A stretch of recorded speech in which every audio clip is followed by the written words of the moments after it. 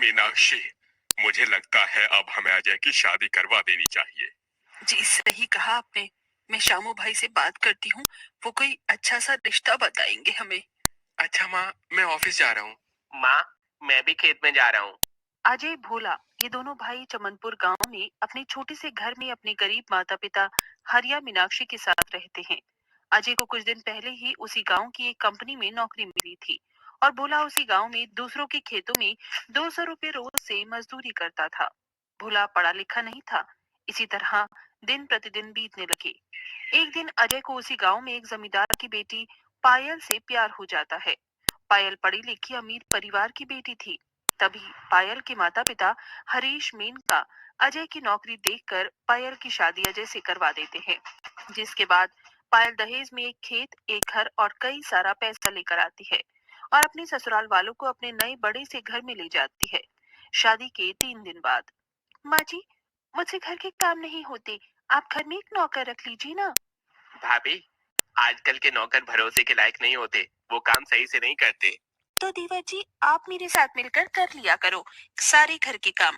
वैसे भी आप तो खेतों में मजदूरी ही करते हो ना, तो आप मेरे खेत में जाकर मजदूरों को भी दिखाया करिए।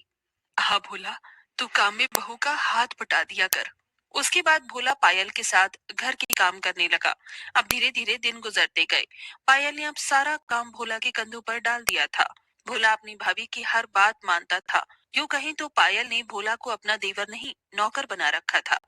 भोला को घर के काम करता देखकर मीनाक्षी हरिया भी पायल को कुछ नहीं कहते थे, क्योंकि पायल ने खेत, घर और पैसों से उनका मुंह बंद कर दिया था।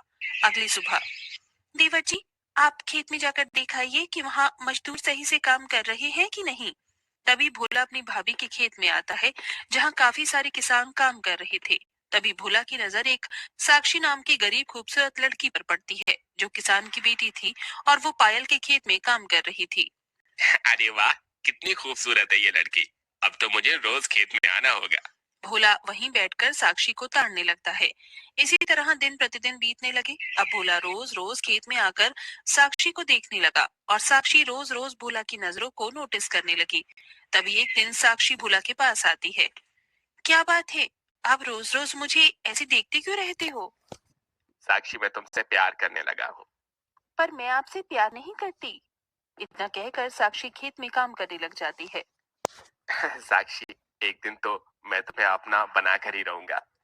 उसके बाद भोला रोज रोज खेत में आकर साक्षी को देखने लगा और काम में उसकी मदद करने लगा। अब अपने प्रति भोला का ऐसा लगाव देखकर साक्षी भी भोला से प्यार करने लगती है। एक दिन साक्षी भोला खेत में थे। भोला जी, आप मुझसे शादी करोगे? आपकी अच्छाई ने मुझे आपका दीवाना बना दिया है। उसके बाद दोनों किसी को बताए बिना ही मंदिर में शादी कर लेते हैं। साक्षी के करीब माता पिता सुजाता कुलदीप को इस बात से कोई आपत्ति नहीं थी। पर जब भोला साक्षी को अपने घर पर ले आता है, देवर जी, ये क्या किया आपने? आपका तो कोई स्टैंडर्ड नहीं है, पर आपने मेरा तो ख्याल किया होता। ये किस गरीब किसान की बेटी को आप मेरी देवरानी बनाकर ले आए हैं? भाभी, मैं साक्षी से प्यार करता हूँ। एक पैसे की तो आपकी कमाई नहीं है, और मैं आपके परिवार को भी पालूं और आप इस गरीब को भी पालूं क्या? लेकिन एक सुझाव है मेरे पास। अगर ये यहाँ मेरी नौकरानी बनकर रहेगी, तब मैं इसे इस घर में रहने दूंगी। भाभी, पहले मैं भी काम करके पैसे कमाता था, पर आपकी वजह से मुझे अपना काम छोड़कर आपकी सेवा में लगना पड़ा। यहाँ काम करने के बदले मैं आपको 2 समय का खाना देती थी। कोई मुफ्त में नहीं करवाती थी मैं आपसे काम। तभी भोला पायल में काफी बहस होने लगती है। तभी भोला पायल से सारे नाते तोड़कर साक्षी को लेकर वहां से चला जाता है। जी, आप कहाँ जाएंगे हम? तभी भोला की माँ मीनाक्षी आती है। भोला बेटा, तू क्यों पायल बहू से बहस कर रहा था? जा बेटा, तू साक्षी बहू को अपने पुराने घर में ले जा। तभी भोला साक्षी को लेकर अपनी छोटी सी झोपड़ी जैसे घर में आता है और दोनों वहीं रहने लगते हैं। इधर पायल, उस 2 कौड़ी के मेरे नौकर भोला ने उस गरीब लड़की के लिए मेरा इतना अपमान किया। उस भोला को तो मैं छोड़ूंगी नहीं।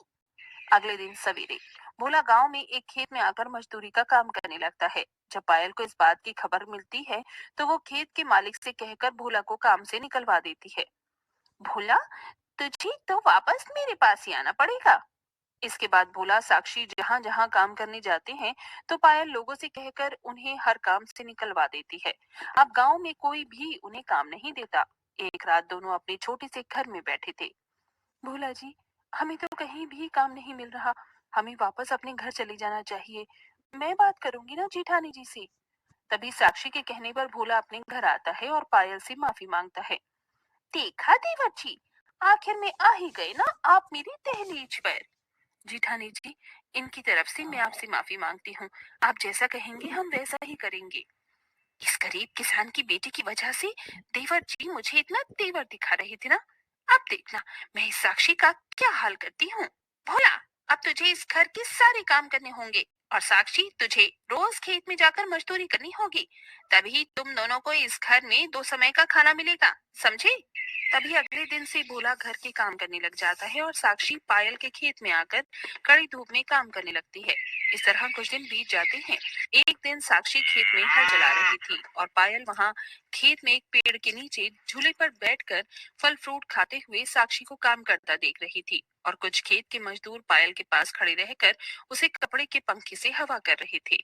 रोहन, जा हल से बैल निकाल कर छोड़ दे और साक्षी से कहना कि वो अपने कंधे पर हल रख कर खेत में चलाए और बाकी मजदूरों से कहना कि कुछ दिन तुम्हारी छुट्टी है तो खेत में मत आना।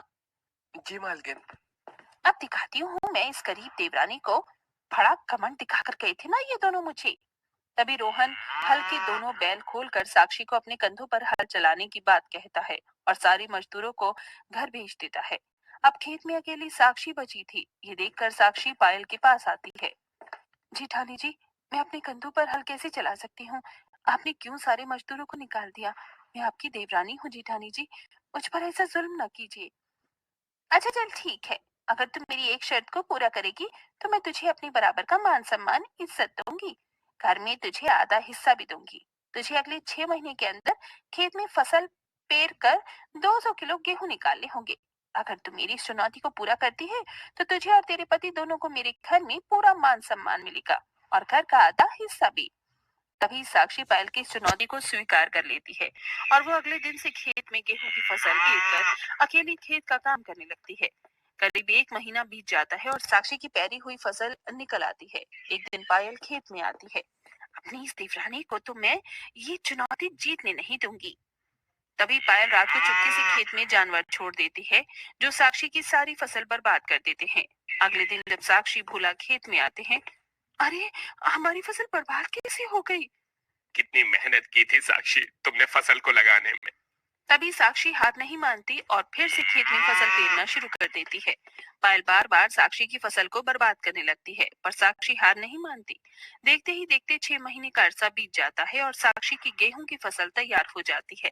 तभी सारे गांव वाले और परिवार के लोग खेत में आते हैं और सबके सामने साक्षी के गेहूं का वजन किया जाता है।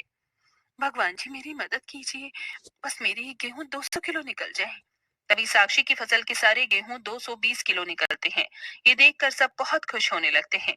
ये करीब चुनौती जीत कैसे गई। तभी गांव में सबसे कीमती गेहूं साक्षी के बिकते हैं, जिसके बाद साक्षी सारा पैसा लाकर अपनी जेठानी पायल को देती है। साक्षी, तुमने कर दिखाया। अब वादे के मुताबिक मैं अपने घर का आधा हिस्सा तुम्हारे और देवर जी के नाम कर देती हूँ। नहीं जेठानी जी, हमें दौलत नहीं चाहिए, हमें बस आप सबका प्यार और परिवार चाहिए। आज पूरे गांव में सबसे अच्छी फसल आपके खेत की निकली है और देखिए शहर के कारखाने का ऑर्डर हमें मिला है। अब जीवन भर हमारी फसल शहर के कारखाने वाले भारी दाम में खरीद कर ले जाएंगे। ये सुनकर पायल बड़ी खुश हो जाती है। उसके बाद साक्षी पायल की खूब सेवा करने लगी और वो अपनी अच्छाई से एक दिन अपनी जेठानी का दिल जीत लेती है, जिसके बाद पायल भी अपने ससुराल वालों से अच्छी हो जाती है और वो हमेशा के लिए अपना घमंड छोड़ देती है। साक्षी, तूने सही कहा था, परिवार के साथ मिलजुल कर रहने में ही भलाई है। माँ जी, ससुर जी, अब तक जो मैंने आप सबके साथ किया, बदतमीजी की है, उसके लिए मुझे माफ कर दीजिए और देवर जी, साक्षी, आप भी मुझे माफ कर दीजिए। उसके बाद सब साक्षी को माफ कर देते हैं और सब एक साथ हंसी खुशी मिलकर अपना जीवन बिताते हैं।